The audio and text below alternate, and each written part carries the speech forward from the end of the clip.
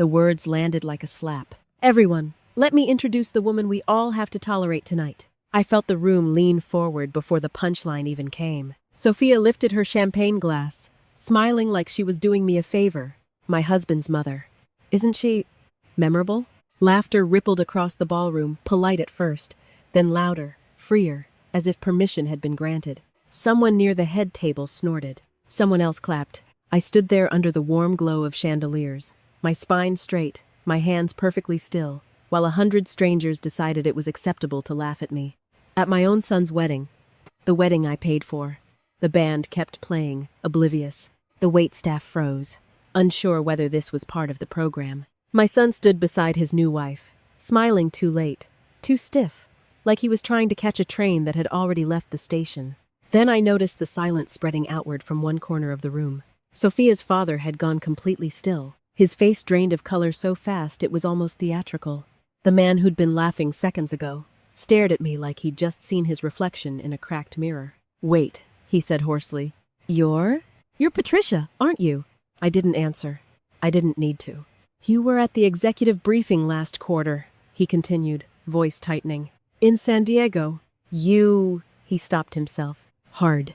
The laughter died mid-breath. The chandeliers felt suddenly too bright. That was when I understood something important. This wasn't humiliation anymore. This was a turning point. So, let me introduce myself properly.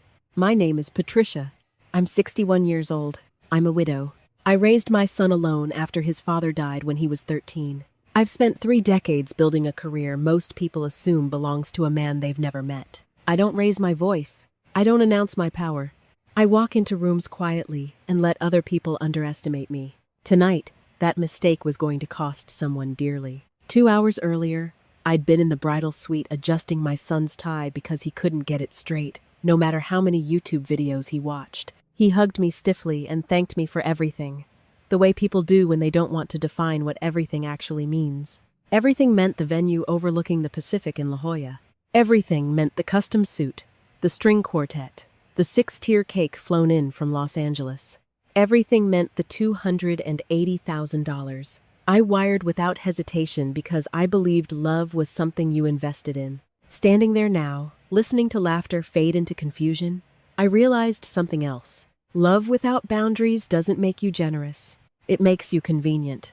And as Sophia's father stared at me, finally understanding who I was and what I represented, I felt something settle inside my chest, not anger, not embarrassment. Clarity. This wasn't the night I was insulted. This was the night I stopped being invisible. The reception didn't end after that moment. It fractured. People pretended to return to their conversations, but no one actually did. Eyes followed me. Whispers bloomed and died. The band restarted a slow jazz number that felt wildly inappropriate, like playing background music during a crime scene cleanup. Sophia leaned toward her father, her smile cracking. "Daddy?" she whispered, suddenly unsure. He didn't answer her. He was still looking at me. I finally met his gaze, not with a smile, not with defiance, but with recognition. The kind you give someone when you realize they've just figured out the rules of a game you've been playing far longer than they have. "Patricia," he said again, more carefully this time. "From Westbridge Consulting." I inclined my head slightly. Not a bow, not a greeting, an acknowledgement. His wife touched his arm. "What's going on?" she asked, voice tight. Sophia laughed nervously. "Dad, you're acting weird." He cut her off without looking at her. "Sophia, sweetheart, maybe we should." She pulled her arm away. "Should what? You're embarrassing me." That word, embarrassing. I glanced toward my son. Ethan stood beside his wife, jaw clenched, eyes darting between me and her family, like he was watching a car accident in slow motion and couldn't decide which side of the road to stand on. He didn't say my name. That hurt more than the insult. I stepped away from the table, heels clicking softly against marble, and walked toward the terrace doors. I didn't run. I didn't rush. Power doesn't hurry. In the ladies' room, I locked myself into a stall and sat down, not because my legs gave out, but because I needed exactly 30 seconds to let the truth land. I had just been publicly diminished by a woman half my age, surrounded by people who laughed because they believed they were untouchable, and my son had let it happen. When I stood at the mirror moments later, I barely recognized the woman staring back. My makeup was flawless, hair untouched, posture perfect, but my eyes were different. They looked awake. I washed my hands slowly, dried them carefully, and checked my phone. One new message from my assistant. Just confirming. Board materials are finalized. Monday, 8:30 a.m. Redwood Conference Room. I stared at the screen and felt something dangerous bloom behind my ribs. Monday. I reapplied my lipstick not because I needed it, but because ritual matters. Then I walked back into the ballroom. Sophia's father intercepted me halfway. "Patricia," he said, too quickly. "May I speak with you?" "Of course," I replied calmly. Sophia followed us, heels clicking, confusion curdling into suspicion. "Why are you talking like you know her?" Her father swallowed. "Because I do." I watched realization dawn too slowly on Sophia's face. She had never bothered to ask questions about me. Not really. She'd been too busy deciding what category I belonged in. "Well?" she demanded. "What is this about?" Her father exhaled. Patricia led the acquisition review that nearly shut down our expansion last year. The color drained from Sophia's cheeks. "I didn't shut it down," I corrected gently. "I delayed it." "There's a difference." Sophia laughed, brittle. "You're exaggerating. Dad, she's just Ethan's mom." Her father's voice dropped. "She's also the woman the board listens to when she speaks." Silence pressed in around us. Sophia looked at me again, really looked this time. Not at my dress, not at my age, but at the way I stood, the way her father deferred without realizing it. "You never said any of this," she whispered. I smiled, not unkindly. "You never asked." Ethan finally stepped forward. "Mom, maybe we should talk somewhere private." "Mom." Now he said it. I turned to him. "Later," I said softly. "Tonight is your wedding." Relief flashed across his face. He thought that meant I was letting it go. I wasn't. Sophia crossed her arms. "So what? Are we supposed to apologize now because you're important?" I studied her for a moment. She was beautiful, privileged, terrified. "No," I said. "You're supposed to apologize because you were cruel." Her mouth opened, closed. Her father cleared his throat. "Patricia, perhaps we could meet next week. Just to clarify expectations." "Monday works," I said. "My office." His shoulders stiffened. "Of course." I turned back toward the table. Behind me, I heard Sophia hiss. "Why didn't you tell me she was someone?" "Someone." I walked away before she could finish the sentence. As I reached my seat, Ethan touched my arm. "Mom, please don't make this harder than it has to be." I looked at his hand on my sleeve, and then up at his face. "You already did," I said quietly. And that's when I realized the insult wasn't the beginning of the story. It was the invitation. Because everything I had built, every late night, every risk, every silent sacrifice had prepared me for this moment. They thought they had humiliated a mother.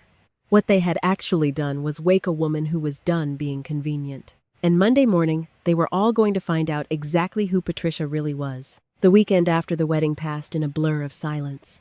Ethan didn't call. Sophia didn't text. And for the first time in years, I didn't chase either of them. Monday morning arrived wrapped in coastal fog, the kind that softens edges and hides consequences until it's too late to turn back. I dressed the way I always did for days that mattered. Charcoal suit, ivory blouse, minimal jewelry, nothing sentimental, nothing soft. At exactly 8:27 a.m., I walked into the Redwood conference room. Daniel Cross was already there. Sophia's father looked smaller in daylight.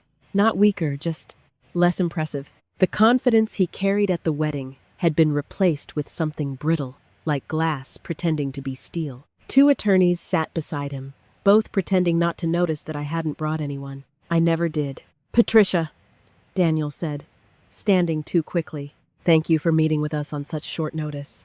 I took my seat at the head of the table. "You asked for clarification," I said. "I assume you're ready to listen." One of the attorneys cleared his throat. "Miss Patricia, we want to address the misunderstanding that occurred at the wedding." "It wasn't a misunderstanding," I replied calmly. "It was an insult."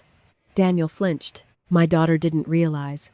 "I don't care what she realized," I interrupted. "I care what she did." Silence stretched. I opened the folder in front of me and slid a single document across the table. Daniel's eyes flicked down, and the color drained from his face. "This is the finalized board vote from last quarter," I said. "Effective today. I'm assuming interim oversight of your expansion division." One attorney stiffened. "With respect, that division is under Mr. Cross's authority," I finished. "Which is conditional and revocable." Daniel swallowed. This feels personal. I leaned back slightly. If this were personal, you wouldn't be sitting here. That landed.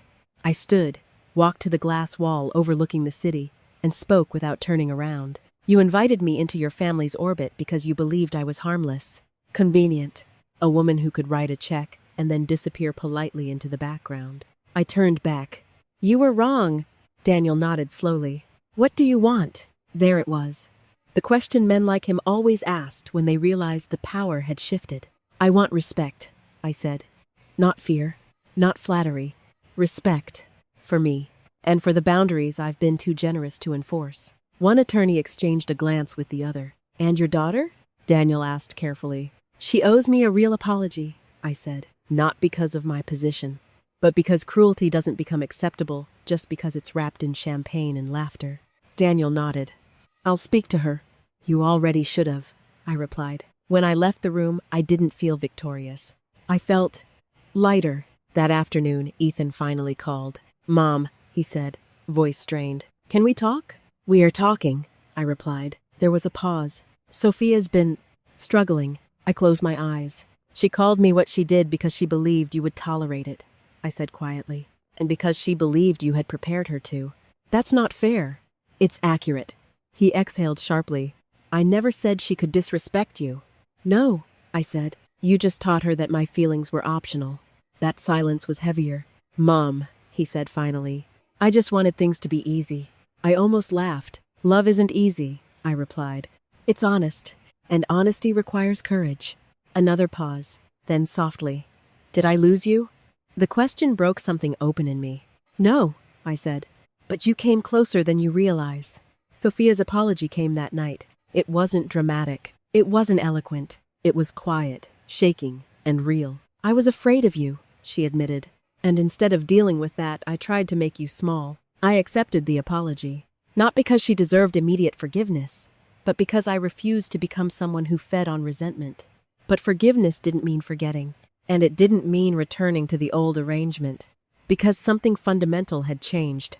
I was no longer the woman willing to absorb discomfort to keep the peace. I was the woman who understood that peace without respect is just silence with better lighting. And Ethan was about to learn what adulthood actually required. Because the final reckoning wasn't with Sophia, it was with my son, and that conversation was coming next. The conversation with my son happened 3 nights later, not because I delayed it, but because Ethan did. He showed up at my house just after 7, standing on the porch like a teenager who'd broken curfew. No Sophia. No rehearsed confidence. Just my son, hands shoved into his pockets, shoulders tight with something heavier than nerves. I let him ring the bell twice before opening the door. Mom, he said softly. I stepped aside without a word. We sat at the kitchen table, the same one where he'd done homework, where I'd balanced checkbooks, where life had quietly happened for decades. I poured tea. He didn't touch his cup. I didn't know how to talk to you, he finally said. That's interesting, I replied. You seem to manage just fine talking about me. He winced. Sophia told you. She did. Silence stretched. I never meant to make you the villain, he said. I was just trying to survive. I looked at him carefully. Survive what, Ethan? My life, he admitted. The pressure, her family, the expectations. Everyone around me is so polished, so successful. And then there's me. There's always been you, I said quietly. And I've never been ashamed of that. But I was, he whispered. That confession hit harder than the insult at the wedding. I didn't want to look like a man who needed his mother's money, he continued. So I convinced myself and Sophia that you were controlling, that the help came with strings. It was easier than admitting I couldn't stand on my own yet. I folded my hands on the table. So you took my support and resented me for providing it. Yes. And when your wife humiliated me publicly, I froze, he said. I thought if I stayed quiet it would blow over. I nodded slowly. That silence told her everything she needed to know. He looked up at me then, eyes red. I didn't realize how much I was hurting you. That's because you were focused on protecting your pride, I said. Not my dignity. The words landed hard. I love you, he said quickly. I've always loved you. I know, I replied. But love without accountability becomes entitlement. He swallowed. What happens now? I stood and walked to the counter, giving us both space to breathe. What happens now? I said. is that I stop rescuing you." His head snapped up. "What do you mean?" "I mean no more financial cushioning. No quiet fixes. No smoothing things over so you don't have to feel uncomfortable. But we just got married. And adulthood doesn't pause for weddings," I replied calmly. He stared at me, finally understanding. "You're cutting me off." "I'm cutting you loose," I corrected. "There's a difference." Tears slid down his face. "I'm scared." "I know," I said gently. "So was I when your father died. So was I when I signed my first loan alone. Fear doesn't excuse betrayal, but it can be the beginning of growth." He nodded slowly. "I don't want to lose you." "You won't," I said. "But our relationship will change." "How?" "You'll earn my respect the same way everyone else does," I said. "By being honest, by standing up when it's hard, and by never again allowing someone to humiliate me, to make yourself more comfortable." He stood, walked around the table, and hugged me, really hugged me for the first time in years. "I'm sorry," he whispered. "I know," I said. When he left, the house felt quieter but not emptier. The following weeks proved something I hadn't expected. Ethan struggled, financially, emotionally, but he didn't collapse. Sophia struggled too, especially when she realized I was no longer the invisible safety net she could ignore. Her apology had opened a door, but respect had to walk through it on its own. At work, Daniel Cross adjusted quickly. Men like him always do when they realize the rules have changed. The expansion division improved. Meetings became efficient. Decisions became sharper. And me? I slept better. Because power doesn't come from humiliating others. It comes from knowing when to stop shrinking yourself for people who benefit from your silence. That night at the wedding didn't break me. It clarified me. And sometimes, the greatest gift someone can give you without meaning to is the moment you finally decide you're done being taken for granted. The morning after everything finally settled, I woke up before dawn. Not because of anxiety, not because of regret, because for the first time in years, my mind was quiet. I made coffee and stood by the window, watching the sky lighten over the neighborhood I'd lived in since Ethan was in middle school. The same streets I'd driven down half asleep after late meetings. The same sidewalks I'd paced while on calls, juggling motherhood and leadership and grief like it was a skill you could master if you just tried hard enough. For years, I told myself this was what love looked like. Paying quietly, fixing discreetly, absorbing discomfort so everyone else could stay comfortable. I told myself that being needed was the same as being valued. I was wrong. What that wedding night gave me, what Sophia's careless cruelty and Ethan's silence forced me to confront, was the truth I'd been avoiding. I had trained the people closest to me to expect my sacrifice, not my respect. And the moment I stopped performing that role, everything changed. Ethan didn't suddenly become a different man. He didn't transform overnight into the son I'd imagined when he was small, and everything felt possible. But he did something far more important. He started taking responsibility. For his choices, for his marriage, for the discomfort he'd been running from his entire adult life. Sophia didn't become my best friend. We didn't turn into some picture-perfect mother-in-law fantasy. But she learned quickly that kindness is not optional, and power doesn't excuse cruelty. Respect is earned every day, not inherited through marriage or money. And me? I stopped confusing generosity with obligation. I stopped mistaking silence for peace. I stopped believing that love requires you to shrink yourself so others don't feel threatened by your strength. Power, I learned, isn't loud. It doesn't announce itself with speeches or revenge or public humiliation. Real power is the ability to walk away from roles that no longer serve you, even when you built them yourself. If there's a lesson here, it's this. The people who benefit most from your overgiving will be the first to call you difficult when you finally draw a line. Let them. Boundaries don't destroy families. Lack of respect does. And sometimes, the most loving thing you can do for your children, for your family, for yourself, is to stop rescuing them from the consequences of their own choices. I didn't lose my son that night. I lost the illusion that being endlessly available was the same as being loved. What I gained was far more valuable. My clarity, my dignity, my peace. If this story resonated with you, you're not alone. So many of us, especially parents, especially women, are taught that love means endurance. It doesn't.